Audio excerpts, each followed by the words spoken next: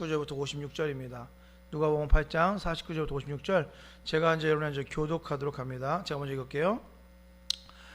아직 말씀하실 때에 회당장의 집에서 사람이 와서 말하되 당신의 딸이 죽었나이다. 선생님을 더 괴롭게 하지 마소서 하거늘.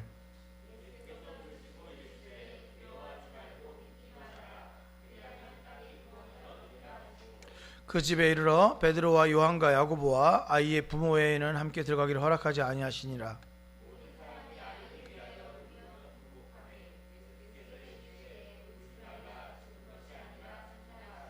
그들이 그 죽은 것을 아는 고로 비웃더라.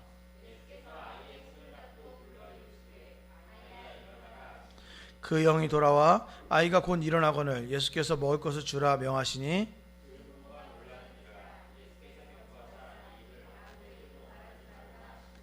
아멘. 잠깐 기도합니다. 귀하신 주님 감사합니다. 힘들고 어려운 과정 속에 있지만 그럼에도 불구하고 예배하게 하시니 감사합니다. 주님의 나라를 드러내고 또한 우리 신앙 예배 공동체로서의 공동체의 삶을 드러내도록 주께서 축복해 주시고 붙잡아 주시기를 간절히 원합니다. 하나님, 여러 군데에서 힘들고 아파하는 환우들이 있습니다. 아버지 하나님께서 찾아가 주시고 그들을 위로하시고 치유케 하심을 경험할 치유함을 받을 수 있는 귀한 은혜가 있도록 주께서 돌봐주시고 은혜를 주시옵소서. 특별히 전국 각지에서 힘들고 어려운 가운데 노력하고 있는 우리 의료진들을 주께서 붙잡아 주시고 그 의료진들 한 명 한 명 찾아가 주시고 위로하여 주셔서 힘들겠지만 그럼에도 불구하고 최선을 다할 수 있도록 주께서 함께하여 주옵소서. 또한 정부와 각 교회와 딱 각 가정마다 정말 그 날마다 낭망하고 절망할 수밖에 없는 그런 상황 속에서도 다시 한번 일어날 수 있는 새로운 힘과 새로운 능도 허락하여 주시기를 간절히 원합니다. 예배드리는 가운데 예배드림으로 말미암아 힘들고 어려워하는 많은 성도들이 있습니다. 찾아가 주셔서 위로하시고 어디에 있든지 간에 주님의 나라와 주님의 영광을 드리는데 부족하지 않도록 성령 하나님께서 함께하여 주옵소서. 말씀을 시작할 때 성령 하나님께서 함께하시고 정말 예수 그리스도만 온전히 드러날 수 있는 귀한 시간 될수록 주 축복해 주옵소서. 사랑하는 교회를 위해서 또한 사랑하는 성도를 위해서 기도하는 우리들 될수록 주 축복해 주옵소서. 감사합니다. 예수님의 이름으로 기도합니다. 아멘. 오늘은 누가복음 8장 49절부터 56절의 말씀을 가지고 하나님의 말씀을 나누고자 합니다. 특별히 말씀의 제목은 예수님과 회당장 야이로라는 제목으로 말씀을 나누고자 합니다. 계속해서 한 4주 정도 예수님을 그 당시에 그 현장에서 만났던 사람들에 대한 이야기를 하고 있죠. 오늘 본문은 지난주에 말씀드렸던 혈루증 걸린 여인과 액자 구성으로 연결되어 있는 본문입니다. 먼저 야이로의 이야기가 앞에 또 뒤에 있고 가운데 혈루증 걸린 여인 이야기가 있지요. 먼저 야이로의 이야기 40절 42절까지 나오고 43절부터 48절까지는 혈루증 걸린 여인 이야기가 나옵니다. 그러다가 다시 49절부터 56절까지 야이로의 이야기가 나오지요. 상황의 긴박성을 드러내는 다이나믹한 구성이라고 할 수 있습니다. 먼저 우리가 이제 전제로 알 수 있는 8장 40절부터 42절을 한번 보시죠. 제가 읽습니다. 누가복음 8장 40절에서 42절입니다. 예수께서 돌아오심에 가버나움으로 돌아오셨다고 말씀드렸죠. 지난주에 무리가 환영하니 이는 다 기다렸음이로라. 이에 회당장인 야이로라 하는 사람이 와서 예수의 발 아래에 엎드려 자기 집에 오시기를 간구하니 이는 자기에게 12살 된 외딸이 있어 죽어감이로라. 회당장은 그 당시 동네 유지라고 말씀을 드렸어요. 회당을 책임지는 사람이었습니다. 명망과 존경을 받는 사람이었지요. 그런데 이 회당장인 야이로의 딸이 아프다고 합니다. 그래서 그 딸을 고쳐달라고 지금 갈릴리의 한 청년 예수님에게 찾아온 것입니다. 그런데 그 딸은 외동딸이었다. 성경은 그렇게 말하네요. 외동딸이라 아주 귀하게 생각했던 것 같습니다. 귀하지요. 그렇기 때문에 자신의 직분이 회당장임에도 불구하고 자신의 신분, 자신의 어떤 체면 따위는 이제 생각하지 않고 다 접어두고 갈릴리의 한 청년 예수님의 발 아래 엎드린 것입니다. 그리고는 간구하죠. 이렇게 말하는 겁니다. 제발 우리 집에 한번 들려주시기 바랍니다. 지금 12살 된 제 딸이 죽어가고 있습니다. 제발 제 딸을 살려주십시오. 이렇게 간구하고 있는 것이지요. 그런데 그 딸이 매우 위중했던 것 같아요. 왜요? 성경에 보니까 12살 된 외딸이 있어 죽어감이라 이렇게, 보통은 아프다 이렇게 적었을 텐데 죽어가고 있다 이렇게 적었어요. 그러니까 되게 위독했던 것 같습니다. 무지 위독했기 때문에 그 어떤 체면이나 자신의 어떤 상황을 전혀 염두에 두지 않고 무릎을 꿇고 그 발 앞에 무릎을 꿇었던 것 같아요. 죽어가고 있다. 이 회당장 야이로는 간절했습니다. 그리고 애절했어요. 그래서 소문만 들었던 그 청년 갈릴리 예수, 나사렛 예수님에게 찾아온 것이고, 심지어 처음 본 그 예수님 앞에 나아가서 사람들이 무리가 많았죠. 소문이 삽시간에 나겠죠. 무리가 많은 가운데 그 발 아래 엎드렸습니다. 자기 딸의 질병의 문제로 고민하고 있던 회당장 야이로에게는 수많은 사람들의 병을 고친다는 그 예수님의 소식, 그것 자체가 복음이었겠지요. 그래서 무작정 찾아왔고 체면을 무릅쓰고 엎드리고 간구하는 것입니다. 본인이 회당장인데, 회당장이다, 느낌은 어떤 느낌이냐면 이런 느낌이죠. 회당장 그러면 어떤 도시 아니면 어떤 성, 작은 성이라도 그 성 안에 회당이, 유대인 회당이 하나 있는 거지요. 그 회당의 장입니다. 그러니까 지금으로 말하면 어떤 느낌이냐면 큰 교회 담임 목사님 뭐 이런 느낌이에요. 큰 교회 담임 목사님. 그 큰 교회 담임 목사가 이제 어떤 젊은 청년이죠. 젊은 청년에게 나와서 이제 무릎 꿇고 자신의 딸의 어떤 병 나음을 구하는 것이죠. 어떻게 보면은 회당장에게서 능력이 나아가서 회당장의 딸의 병을 고쳐야 될 것 같은데 지금 그 능력을 구하고 있는, 그 은혜를 구하고 있는 그런 상황입니다. 예수님께서는 그의 청을 이제 들어주십니다. 그리고는 이제 회당장의 집으로 이제 발길을 돌리시죠. 그리고 그 길은 수도 없이 많은 사람들이 쫓아왔기 때문에 그 긴 행렬 회당장의 집으로 가고 있는 중입니다. 조금 걷고 있었는데 수많은 무리가 그 뒤를 쫓고 있었고 예수님을 만지고 밀고 막 이러는 와중에 그러다가 예수님께서 가던 길을 멈추십니다. 멈추시고는 누가 내게 손을 대었느냐, 약간 느낌이 궁예 같은 느낌이 드네. 누가 내게 손을 대었느냐 이렇게 예수님이 물으시죠. 사람들은 많은 사람이 손을 댔기 때문에 누가 되었는지 모르는 상황인데 혈루증 걸린 여인이 자신의 몸의 변화를 느끼고 그 여인이 두려워하는 마음과 떨리는 마음으로 주님께 나아가서 주님께 말합니다. 제가 손을 대었다고 말을 하지요.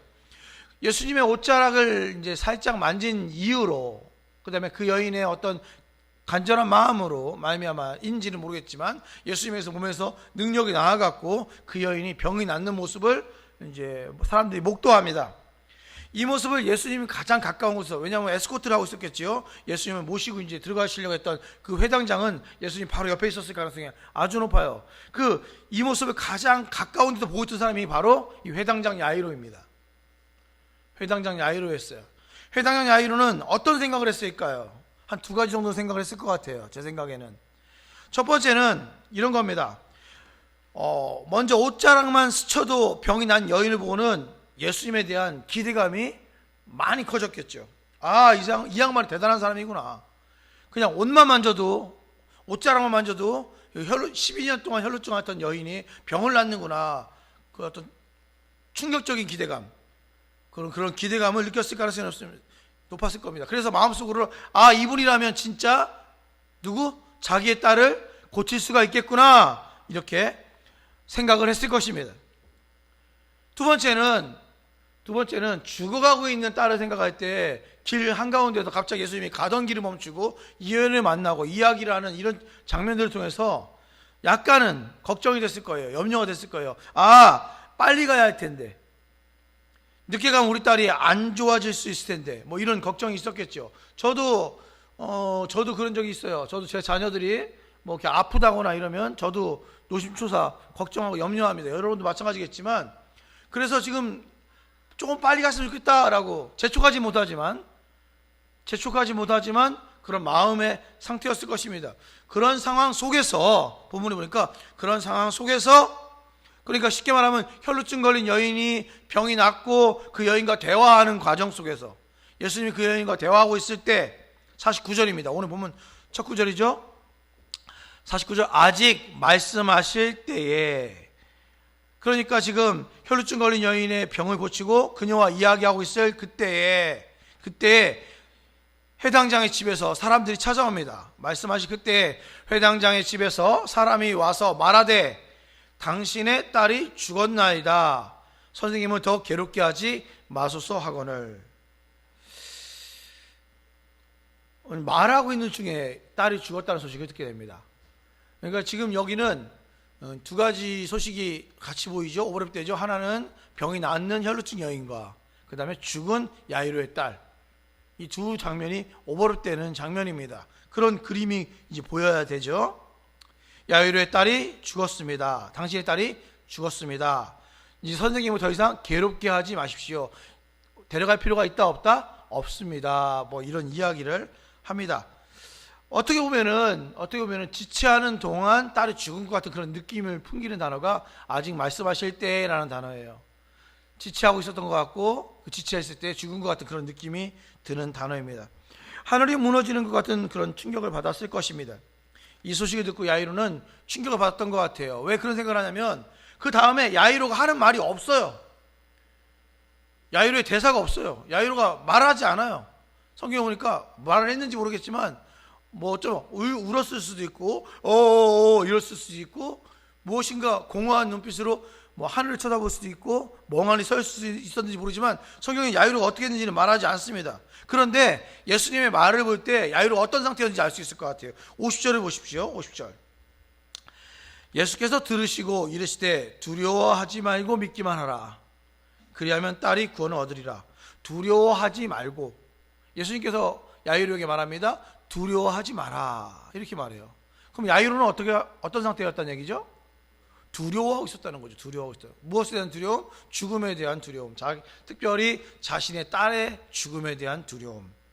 여러분, 그 통계에 의하면 가장 큰 충격의 날, 가장 큰 충격의 날이, 가장 그 스트레스가 많은 날이 언제이냐를 분석해 봤더니 그 남자하고 여자하고 똑같이 배우자가 죽은 날이래요. 그날이 가장 스트레스를 받는 날이래요. 살면서는 뭐 왼수다 뭐 이렇게 얘기하는데 이상하게 그 양반이 죽으면, 그 왼수가 죽으면 그렇게 충격을 받는다 하더라고요.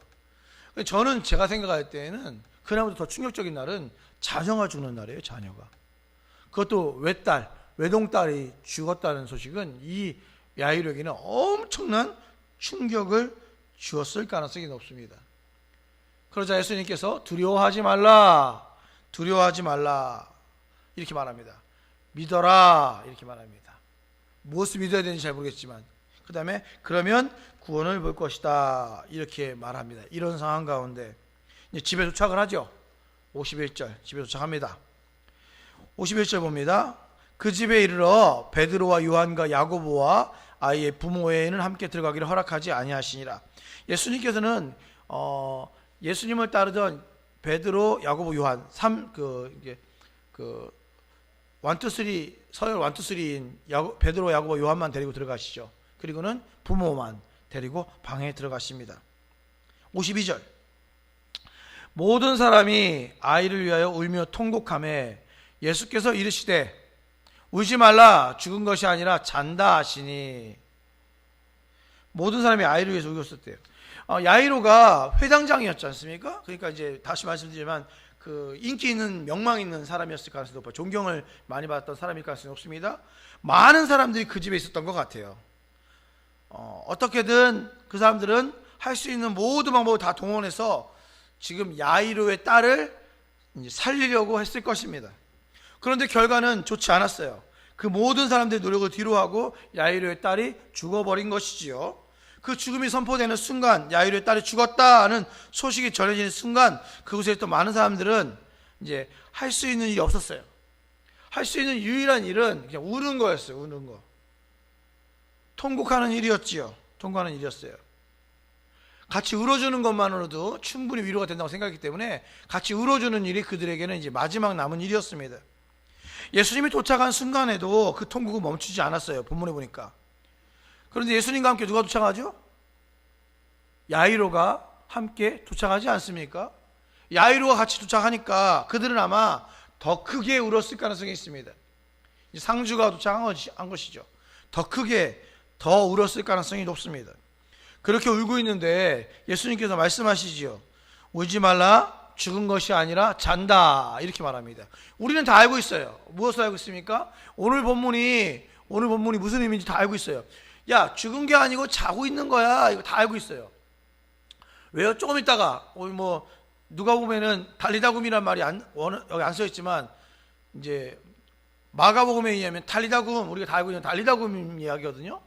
달리다굼 이렇게 이야기할 거 알고 있어요. 그러면 그 소녀가 누워있다가 벌떡 일어날 거 우리는 알고 있죠. 그러니까 이 이야기가 그냥 죽은 것이 아니라 잔다라고 그냥 받아들이고 넘어갈 수가 있는 내용인데, 한번 상상을 해보세요. 그 당시 그 사람들은 어떤 느낌이었을까? 어땠을 것 같아요? 울지 마라. 죽은 것이 아니라 잔다. 황당했을 거예요. 자기들이 할 수 있는 모든 방법을 다 동원해가지고 그 아이를 살려고 노력했을 것이고, 그리고 조금 전에 이 아이가 죽었는데 확실하게 죽음이 이제 선언된 상태였기 때문에 다시 살 수 없는, 심폐소생술 해가지고 살 수 있는 상황이 아니었어요.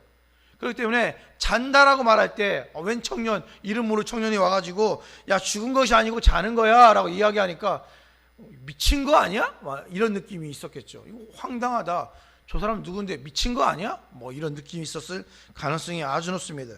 그래서 그 미친 거 아니야? 이런 표현이 그 다음 구절에 나와 있어요. 그 다음 53절.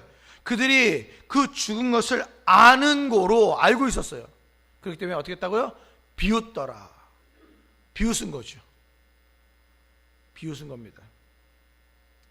이 비웃더라는 여러분 생각에는 되게 심한 표현인 것 같지만 제가 볼 때는 아주 점잖은 표현이에요. 비웃더라는 점잖은 표현입니다. 왜 그러죠? 생각을 해보세요. 그냥 이 아이와 상관이 없는 사람들이면 그냥 그럴 수 있다고 생각할 수 있지만, 이 아이랑 아주 친밀했던 친척, 예를 들면 삼촌이라든지 고모, 이모라든지 이런 사람들, 이런 친족들이 볼 때 웬 젊은 사람이 와가지고 그래가지고 야, 죽은 게 아니야, 지금 자고 있는 거야, 이렇게 말하면 잘못하면 해코지 당할 수 있는, 멱살 잡을 수 있는 그런 상황인 것입니다. 비웃더라는 되게 제가 볼 때 점잖은 표현이에요. 제가 볼 때는 얼마나 그 충격이 컸겠어요. 그 큰 충격 가운데 한 젊은 청년이 야, 자는 게 아니고 지금 죽은 게 아니고 지금 자고 있는 거야, 이렇게 얘기하는 것은 그 사람에 대해서 화가 나는 장면일 수 있습니다. 사랑하는 성도 여러분, 오늘 이 부분이 중요합니다. 모든 사람이 다 죽었다고 할 때 주님께서는 잔다라고 말씀하십니다. 모든 것이 다 끝났다고 이야기할 때 주님께서는 끝나지 않았다라고 말씀하십니다. 우리의 삶도 그래요. 우리의 상황도 그렇습니다.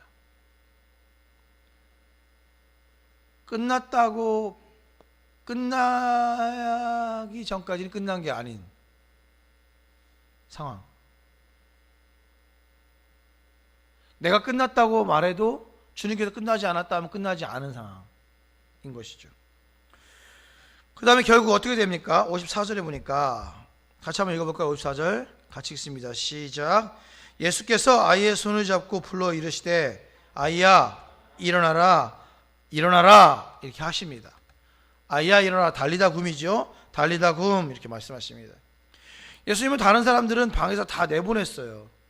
그리고 아이의 부모들과 제자들 한 3명 정도만 데리고 방에 들어가시고는 아이의 손을 잡고 달리다굼 이렇게 말합니다. 아이야 일어나라 이렇게 말합니다. 다른 말로 소녀야 일어나라 이렇게 말을 하는 것이죠. 그러자 55절 그 영이 돌아와 아이가 곧 일어나거늘 예수께서 먹을 것을 주라 명하니. 죽은 영혼이 살아난 것이죠. 죽은 사람이 살아난 것이죠. 절망적인 문제가 해결된 것입니다.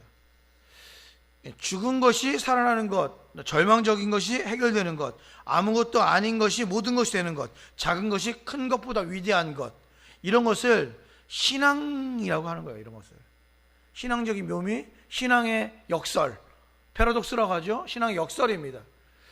다 끝났다라고 말할 때 끝나지 않은 것이죠. 끝났다고 할 때 말할 때 끝나지 않은 것, 죽음 가운데서 일어나는 것이죠. 죽음 가운데 일어나는 것. 저는 오늘 본문을 보면서 몇 가지 생각을 말씀드리고 마치고자 합니다. 첫 번째 지금 이야기하고 싶은 것은 신앙이 무엇이냐는 거예요. 신앙이 무엇이냐? 신앙이 무엇이냐? 우리가 늘 배우는 것은 성경에서 제일 중요한 포인트, 관전 포인트는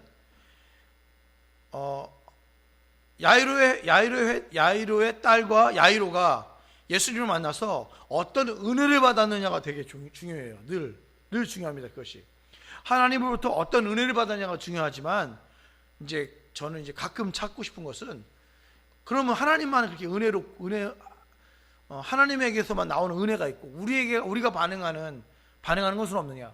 우리의 반응은 뭐죠? 우리의 반응은 믿음으로 대하는 겁니다. 믿음으로 나아가는 것이죠. 회당장 야이로의 자세를 말하고 싶습니다. 신앙은 바로 그 예수님에게 나의 모든 것을 드리는 것, 다른 말로 전적으로 의지하는 겁니다. 의뢰하면 다 해결되는 확신을 갖는 것이에요. 그것이 바로 나의 삶이고 나의 삶의 대답인 것이죠. 그분에게 나의 삶을 던지는 것입니다. 그런 것을 신앙이라고 하죠. 신앙적인 삶은 절대로 교양적인 삶이거나 윤리적인 삶을 사는 것이 아닙니다. 그런 것이 아니에요. 이런 것이 중요하긴 해요. 어떤 교양적인 삶이나 윤리적인 삶이 중요하긴 합니다. 근데 그것이 다는 아니에요. 그럼 무엇이 다냐? 예수 그리스도를 의지하는 겁니다. 예수 그리스도를 의지하는 것. 그래서 다른 말로 믿음이라고 하는 거예요. 믿음은 다른 말로 의지예요. 의지. 그분을 찾아가서 그분을 의뢰하고 의지하고 그분에게 모든 걸 내려놓는 거죠. 그것을 다른 말로 자존심, 자아 이런 것을 다 내팽개치고 그냥 엎드리는 겁니다. 주님 앞에 나가서. 지금 현재 이 회당장 야이로가 그렇게 하고 있는 거죠. 자존심이나 자아 이런 거 다 내려놓고 수도 없이 많은 사람이 지켜보고 있는 가운데 쓰근쓰근 될 거예요. 저 사람 회당장 아니야? 쓰근쓰근 될 것입니다. 그런데 그거 다 내려놓고 그냥 주님 앞에 나아가서 그냥 엎드리는 겁니다. 엎드리는 것이죠. 그리고는 구하죠. 살려달라고 구합니다. 나를 살려달라고 구합니다. 내 딸을 살려달라고 구하는 것이죠. 내게 가장 필요한 것이 무엇인지를 구하는 것입니다. 그렇게 구하면 주님께서 들어주시지요. 주님께서 회당장의 집으로 발걸음을 옮기시는 것이죠. 회당장의 집으로 발걸음을 옮기시고 가서 이제 회당장의 딸을 구하려고 주님께서 움직이시죠. 그런데 거기서 끝이 아닙니다. 잘 들으십시오. 내가 가장 귀하다고 생각하는 그것을 잃더라도 심지어 내 귀한 외동딸이 죽더라도 그 절망의 순간에도 두려워하지 않고 절망하지 않고 예수님을 다시 붙잡는 겁니다. 그런 것을 신앙이라고 하는 거예요. 신앙이라고 하는 겁니다. 쉽지 않죠? 절대로 쉽지 않습니다. 공허해지고 절망 가운데 공허하게 허망하게 하늘을 쳐다보거나 아니면 그냥 멍하니 눈에 초점을 잃을 수도 있어요. 그럼에도 불구하고 두려워하지 않고 주님을 붙잡는 겁니다. 두려워하지 말고 믿으라. 그리하면 구원을 얻게 된다. 그러면 성경에 보니까 딸이 구원을 얻으리라 이렇게 써 있죠. 잘 생각해 보십시오. 회당장 야이로가 예수님께 나와서 자기의 딸을 살려달라고 구할 때 그 순간에는 그 딸이 아직 살아있었던 것 같아요. 그 순간에는. 그런데 진짜 중요한 것은 예수님께 말씀드린 그 이후에 심지어 그 딸을 살리려고 가는 도중에 가던 길에 한 혈루증 걸린 여인을 만나는 바람에 지체하는 중에 그 딸이 죽은 것이죠. 이것은 어떤 의미가 있습니까? 그것은 바로 예수님께 말씀드려도 구해도 죽을 수 있다는 거예요.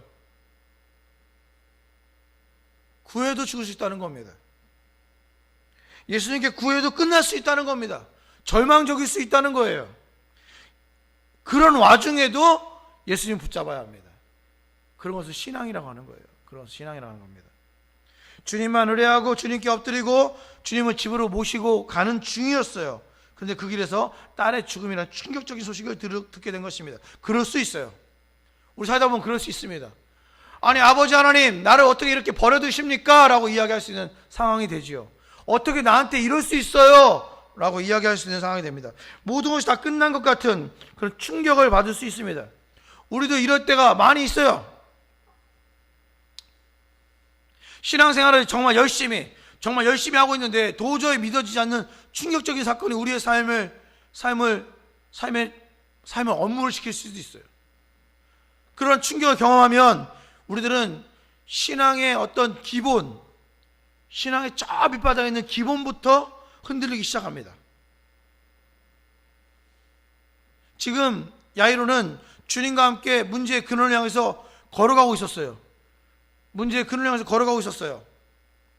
우리도 마찬가지죠. 우리가 같이 지금 주님과 함께 문제의 근원을 향해서 걸어가고 있어요. 같이 걷고 있음에도 불구하고 들리는 소식은 절망적인 소식이 들릴 수 있다는 겁니다.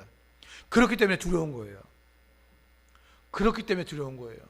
주님과 함께 걸어가고 있는데 들리는 소식, 주님과 함께 걸어가고 있는데도 들리는 그 절망적인 소식이기 때문에 두려운 것입니다.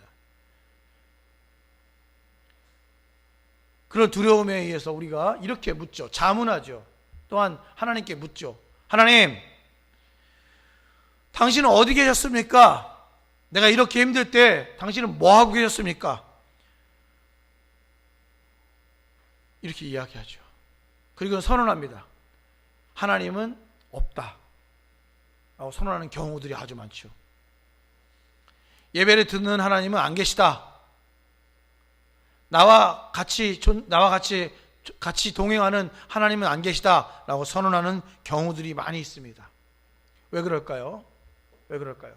분명히 믿음이라는 것이 있는 것 같고 예수 앞에 나와서 엎드리고 주님과 함께 걷는 것처럼 보이는데 들리는 소식이 당신의 딸이 죽었습니다 라는 소식이 들리기 때문에 그래요.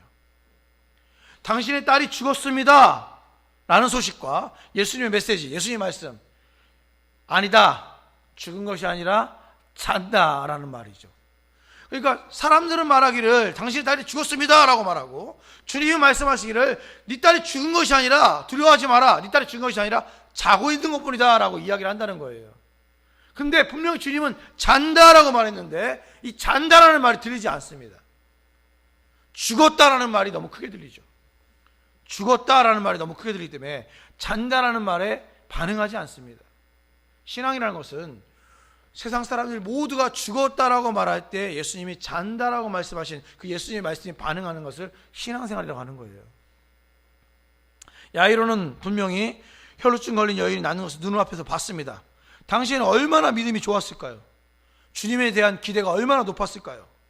그런데 잠깐 사이에 현실은 그의 마음을 파고듭니다. 그리고는 자신의 딸이 죽었다는 소식을 듣게 되죠. 분명히 본문에는 기록되어 있지 않지만 엄청난 충격을 받았을 거예요. 이 소식을 들었을 때 여전히 그는 믿음을 지키고 있었을까요? 기대감을 계속해서 갖고 있었을까요? 왜 혈루증 걸린 여인의 병을 고치시는 하나님께서, 예수님께서 왜 죽은 자를 살릴 것이라 생각을 못할까요? 사랑하는 성도 여러분, 잘 들으세요. 뭔가가 잘 될 때 잘 믿는 것을 신앙이라고 하지 않습니다. 그건 당연한 거예요. 표현하자면 그건 기복신앙이라고 말하죠. 뭔가가 잘 돼요. 잘 되니까 잘 믿는 거야. 그럼 우리 기독교에서 말하는 기복신앙이 아닌 기독교적인 신앙은 뭔가가 잘 안 될 때 잘 믿는 것을 기독교적인 신앙생활이라고 하는 겁니다. 뭔가가 잘 될 때 잘 믿는 거 누가 못합니까? 다 합니다. 우리 삼신할머니도 그렇게 믿잖아요. 뭔가가 잘 안 될 때, 무엇인가 우리에게 가장 소중한 것을 잃었을 때, 다른 말로 하면 외동딸이 죽었을 때, 그럼에도 불구하고 흔들리지 않는 신앙을 우리는 신앙이라고 말하는 거예요. 기독교적 신앙이라고 말하는 겁니다. 지금도 마찬가지죠. 지금도. 주님께서는 우리들에게도 동일한 믿음을 요구하십니다. 세상이 죽었다고 해도 예수님이 잔다고 하면 잔다고 믿는 믿음, 세상이 망했다고 하는데 주님이 망하지 않았다라고 말하면 망하지 않았다고 믿는 그런 믿음을 우리에게 요구하십니다. 세상이 말하는 성공과 예수님 믿는 사람이 말하는 성공은 다릅니다. 세상은 경쟁에서 이기라고 하지만 예수님은 희생하라고 하시고요, 세상은 성공하라고 하지만 예수님은 섬기라고 하십니다. 세상은 빼앗으라고 하지만 예수님은 주라고 하시지요. 세상은 높아지라고 하지만 예수님은 낮아지라고 하십니다. 세상은 끝이라고 말하지만 주님은 이제 시작이라고 하십니다. 이제 하나만 더 말씀드리고 마칠게요. 야이로의 딸은 제가 지금 말하고 싶은 것은 야이로의 딸은 그냥 살았다는 겁니다. 그냥 살았다는 것입니다. 본문을 아무리 뒤져봐도 야이로의 딸이, 야이로 말고 야이로의 딸이 어떤 믿음이 있었는지, 어떤 믿음의 행동을 했는지가 전혀 드러나지 않습니다. 그가 어떤 삶을 살았는지도 나오지도 않아요. 어떤 행위를 했는지도 나오지 않아요. 그냥 이 소녀가, 심지어 이 소녀가 예수님을 알았는지, 예수님에게 어떻게 일어난 다음에 예수님을 어떻게 영접했는지, 이런 자세 자체가 전혀 나와 있지 않습니다. 전혀 기록되어 있지 않아요. 이 소녀는 그저 예수님께서 달리다금 소녀야 일어나라 그렇게 말하니까 그냥 일어난 것이에요. 그냥 일어난 것. 저는 이 야이로에게서 성도의 기본 자세를 배우지만 이 딸이 우리의 실존이라고 생각합니다. 이 딸이 무슨 말이죠? 우리들도 마찬가지라는 거죠. 우리가 어떻게 살아났는지, 우리가 어떻게 구원을 받았는지를 보여주는 본문이에요. 무엇을 한 게 아니고 아무것도 안 하고 그냥 죽은 존재였는데 그냥 예수님께서 달리다금 일어나라 하니까 우리는 일어났다는 거죠.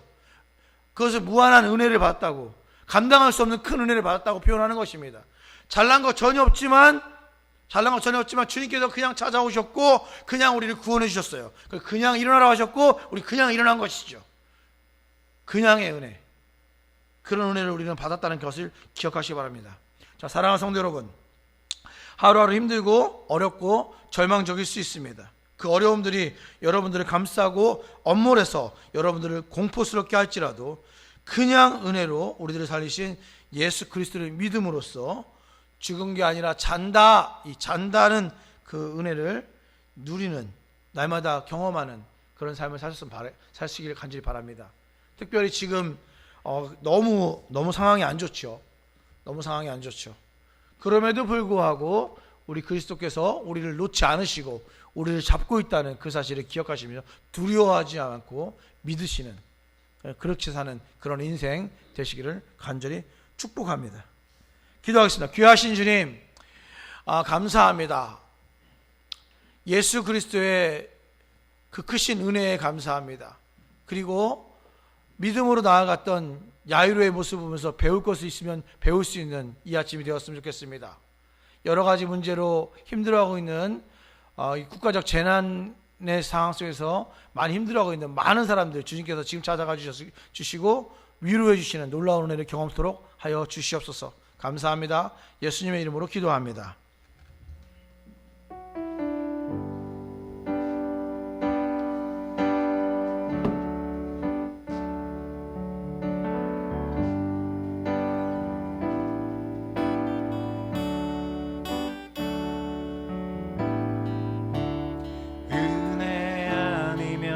살아갈 수가 없네. 보험마저도 다 주의 것이니 세상 평안과 위로 내게 없어도 예수, 오직 예수뿐이네. 우리 다시 한번 고백합니다. 은혜 아니면 살아갈 수가 없네. 보험마저도 다 주의 것이니 세상 평안과 위로 내게 없어도 예수, 오직 예수뿐이네.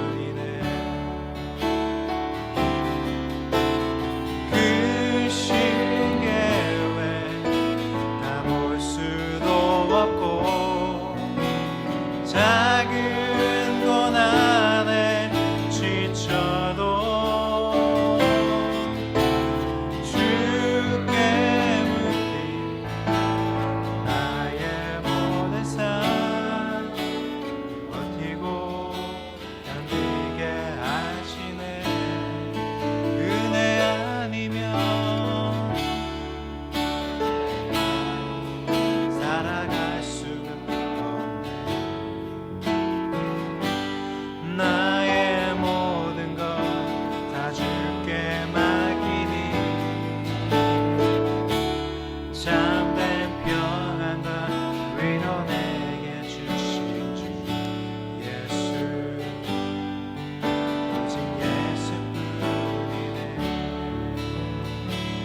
시간 잠시 주님께 묵상으로 기도하기 원합니다. 주님의 은혜로 우리가 이렇게 살아왔습니다.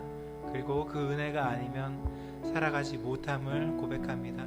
요즘 많은 두려움과 어려움 가운데 살고 있습니다. 그 가운데서도 우리 주님 은혜를 구하는 그런 삶 살게 하시고, 주님 은혜가 아니고서는 이 세상에서 살아갈 수 없음을 고백하는 우리가 되기 원합니다. 이런 마음으로 주님의 은혜를 구하는 그런 기도를 잠시 드리기 원합니다. 기도합니다. 하나님, 오직 주님의 은혜만 구하기 원합니다. 오직 우리가 잘못수록 주님의 뜻 알지 못하고 그렇게 살고 있지, 이 세상의 두려움과 어려움 가운데 살고 있지, 그 가운데서는 주의 은혜를 발견하시는 우리가 되게 하여 주시옵소서. 두려워 떨기만 않게 하시오. 오직 주님 그런 마음으로 희망의 끈 놓지 않고 오직 주님만 바라보고 될 수 있는 우리가 될 수 있도록 인도해 주시옵소서. 그 신계획 다 볼 수도 없고 작은 고난에 지쳐도 주께 묻기 나의 모든 삶 그리고 견디게 하시네. 그 신계획 다 볼 수도 없고 작은 고난에 지쳐도 주께 묻기 나의 모든 삶 그리고 견디게 하시네.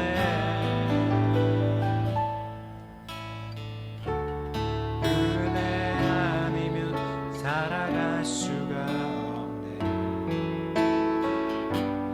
나의 모든 것 다 주께 맡기니 참된 평안과 위로 내게 주신 주 예수, 오직 예수뿐이네. 참된 평안과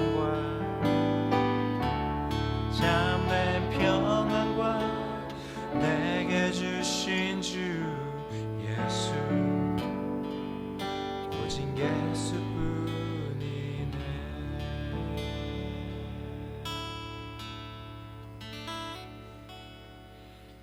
은혜로다 주의 은혜 날 살리신 주님의 그 은혜로다 주의 은혜 날 살리신 주님의, 우리 다시 한번 은혜 고백합니다. 은혜로다 주의 은혜 날 살리신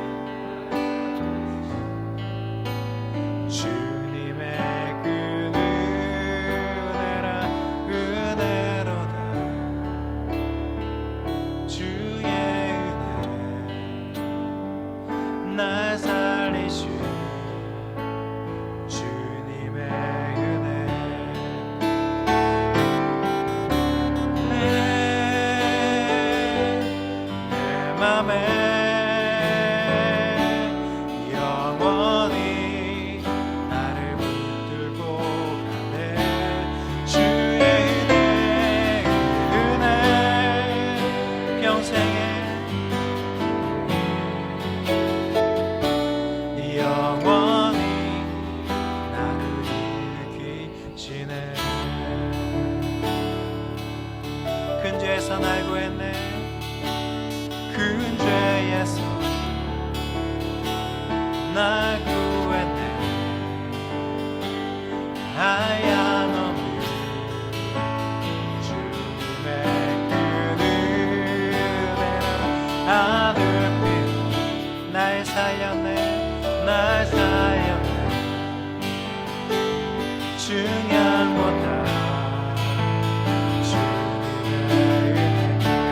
내 맘에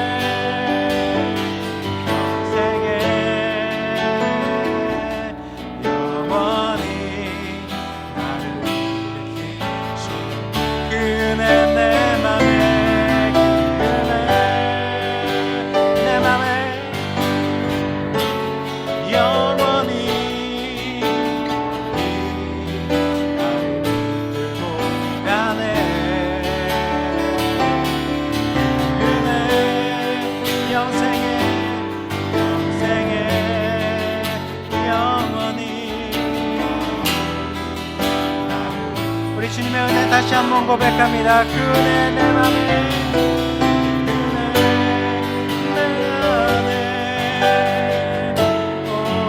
영원히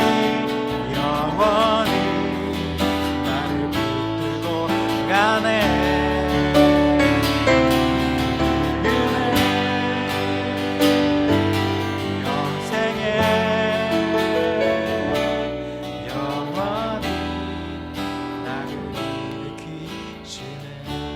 영원히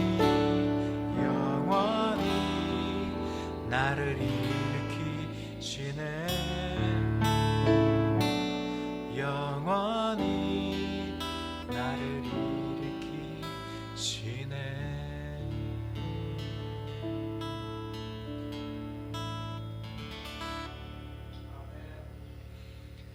나는 아무것도 아닙니다. 주님의 사랑이 없으면 나는 아무것도 모릅니다. 주님의 지혜가 없으면 나는 아무것도 못합니다. 주님의 능력이 없으면 나는 한순간도 못 삽니다. 주님의 생명이 없으면 이제 내가 사는 것 아니요. 그리스도 내 안에 사시니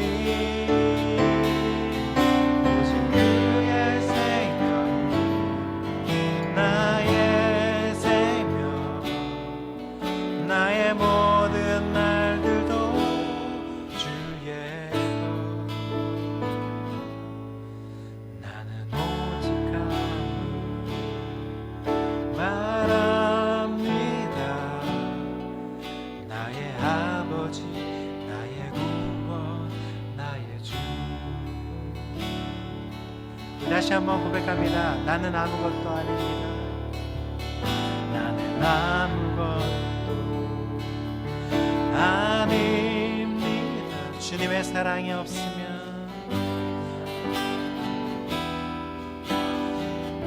나는 아무것도 모릅니다. 아무것도 모릅니다. 주님의 지혜가 없으면 나는 아무것도 못합니다. 아무것도 못합니다. 주님의 능력이 없으면 나는 한순간도 못 삽니다. 못 삽니다. 주님의 생명이 없으면 이제 내가 사는 것 아니요. 이제 내가 사는 것 아니요. 그리스도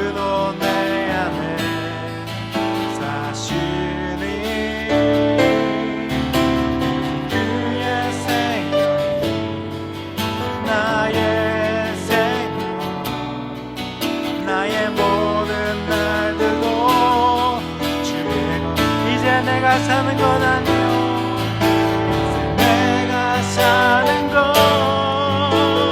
아니요 그리스도 내 안에 사시니 오직 그의 생명이 옛 생명 나의 모든 날들도 주의 거울 다시 한번 고백합니다. 이제 내가 사는 것 아니요 그리스도 내 안에 사시니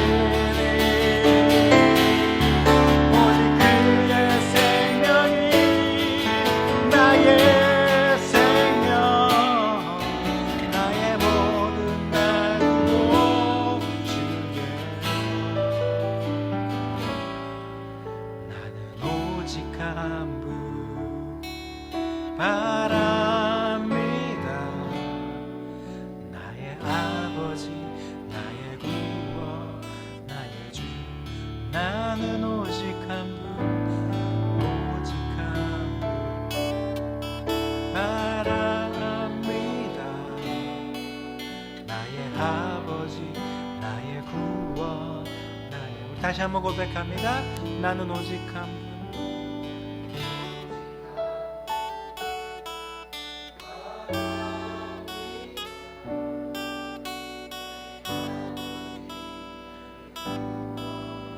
나의 주 우리 다시 한번 주님께 기도하기 원합니다.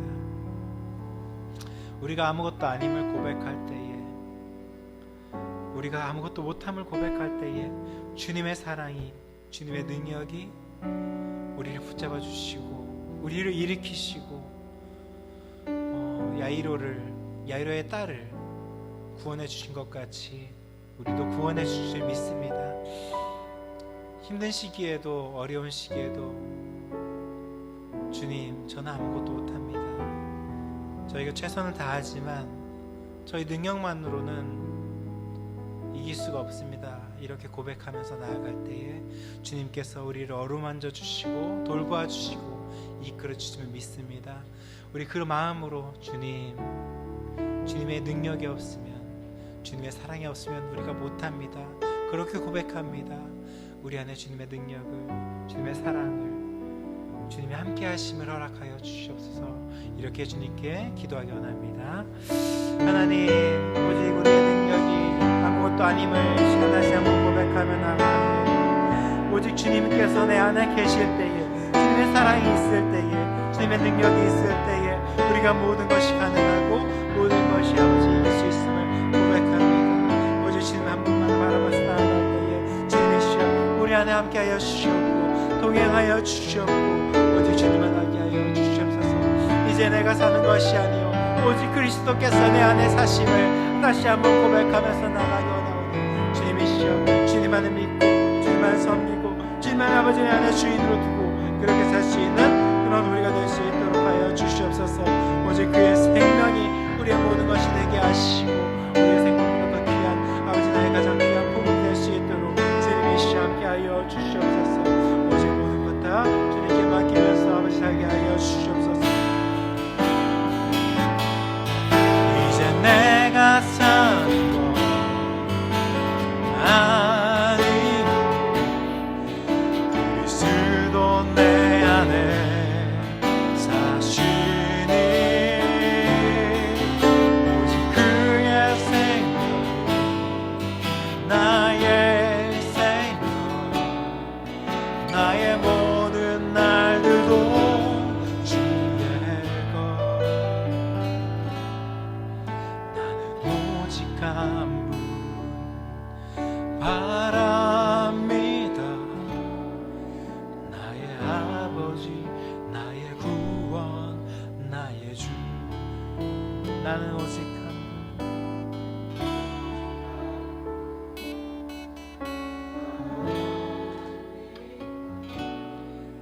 나의 아버지 나의 구원 나의 주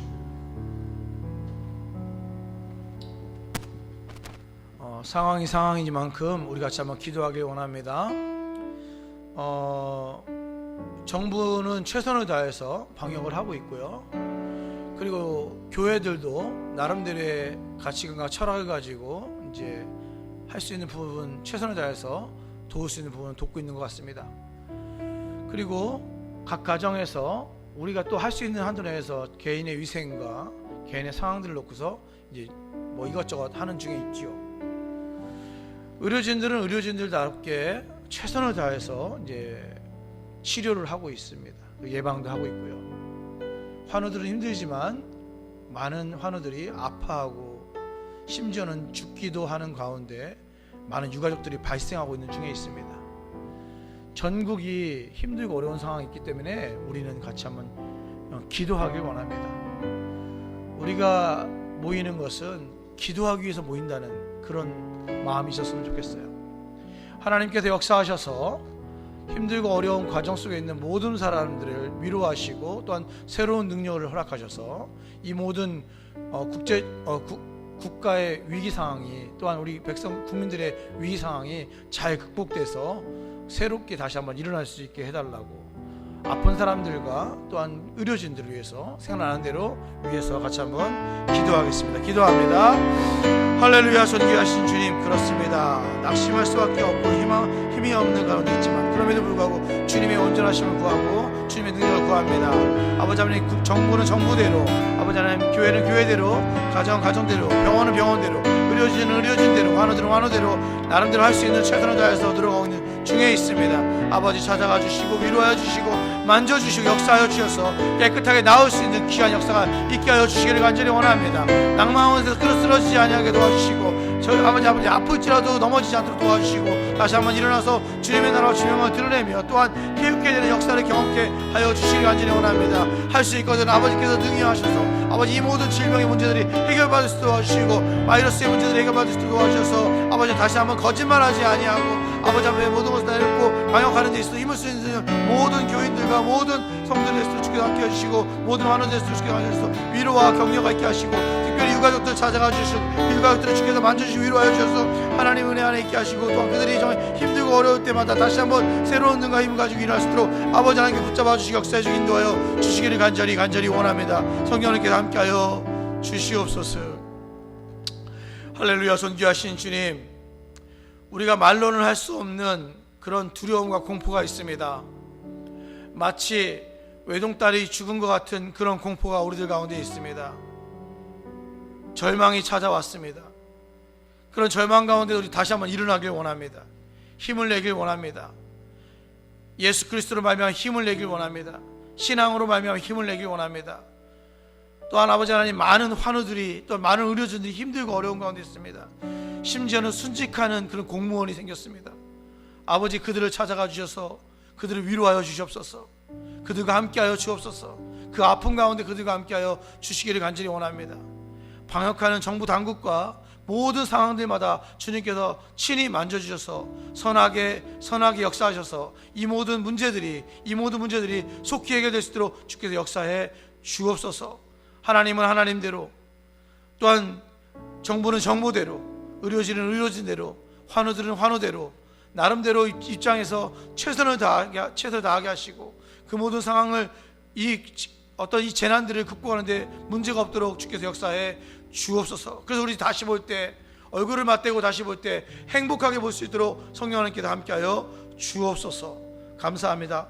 예수님의 이름으로 기도합니다. 제가 축도합니다. 이제는 우리 주님 예수 그리스도의 은혜와 그 크신 하나님의 사랑하심과 성령 하나님의 감화 감동 역사하심이 힘들고 어려운 절망 속에 있을지라도 믿음을 버리지 않고 바로 서는 우리 사랑하는 성도들과 또한 힘들어하고 있는 환우들, 또한 그들의 유족들, 그들의 가족들에게 지금부터 영원까지 함께 있을지어다. 아멘. 아버지, 그렇습니다. 우리에게 위로가 필요합니다.